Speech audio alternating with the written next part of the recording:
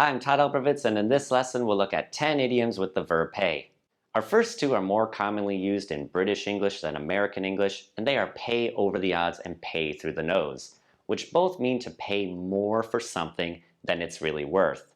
This example says, we paid through the nose to have our roof fixed and it still leaks during thunderstorms. Our next two idioms are to pay good money for something and to pay an arm and a leg, both of which mean to pay a lot of money.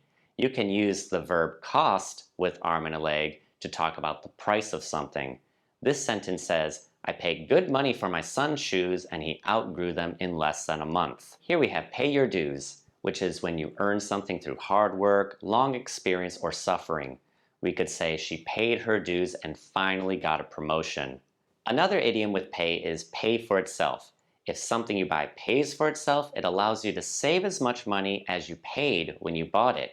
This sentence says, the coffee maker I bought last month has already paid for itself with the money I've saved by not buying a cup of coffee on my way to work every day.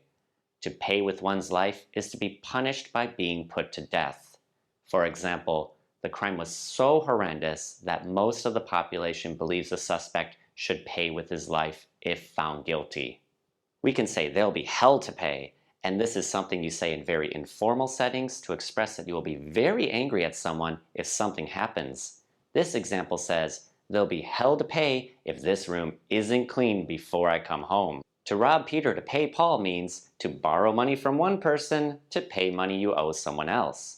This sentence says, your plan to pay off your credit card is to use a new credit card to pay it off?